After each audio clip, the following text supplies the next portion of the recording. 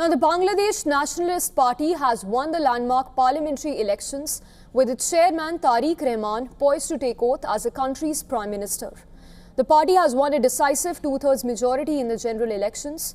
In fact, according to domestic TV channels, BNP and its allies have won at least 212 of the 299 seats in the latest counts. Shafiqur Rahman, head of the BNP's main rival, the Islamist Jamaat-E-Islami, has conceded defeat. This is also the first election in the country after the deadly 2024 uprising and the ouster of former Prime Minister Sheikh Hasina. People in Dhaka are expressing hopes for peace and stability and are calling for Tariq Raman as a leader and say he is the greatest leader who they could have asked for. Tariq Zia is an honest man. If he weren't, would people vote for him? Tariq is a great leader. And Jamaat people are against the independence of this country. Those who opposed this country's inception don't deserve to win. Of course, he's the greatest leader we could ever ask for. And,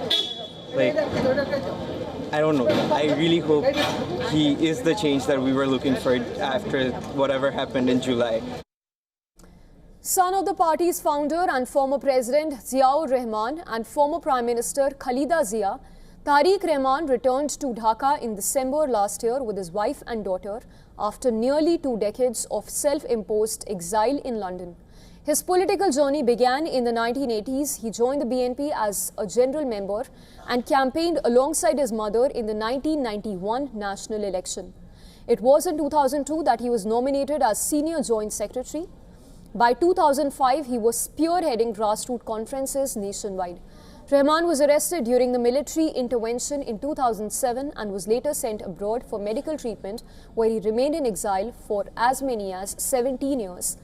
The BNP chairman has asked party leaders and activists to not hold any victory processions or rallies. Instead, he has directed them to offer special prayers across the country, seeking peace for his late mother and for the well-being of the nation.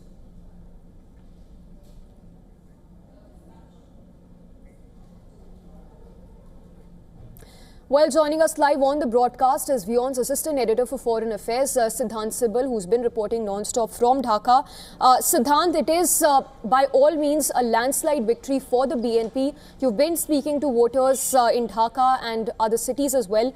Talk to us about what essentially helped the BNP garner such a voter base across the country. Well, the clear message of inclusiveness perhaps is something that led to many voters casting their vote to BNP. In fact, I'm standing in front of the BNP headquarters right now, and my camera person Neeraj Patel can show you some of the visuals about how the situation is right now. It's going to become hub of activity very soon.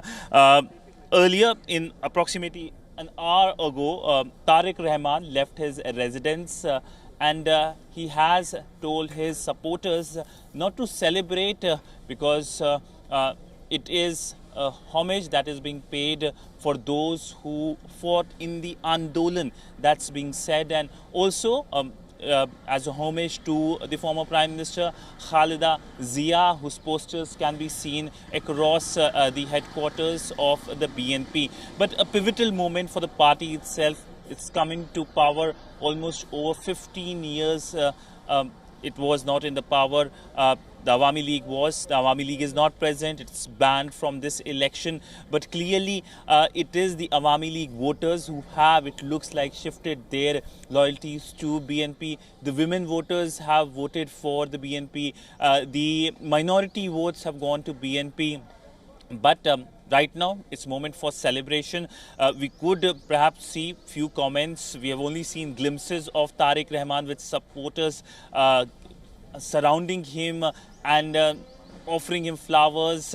But now the hard tasks begin. After he takes oath at the parliament, the focus of course shifts to challenges like economy, challenges like foreign policy. The relationship with India hasn't been doing very well under the unionist interim government, and the focus of course will be to bring the relationship back. In fact, WION spoke to a top senior BNP leader who said that he sees the relationship firming up under Tariq Rahman's leadership.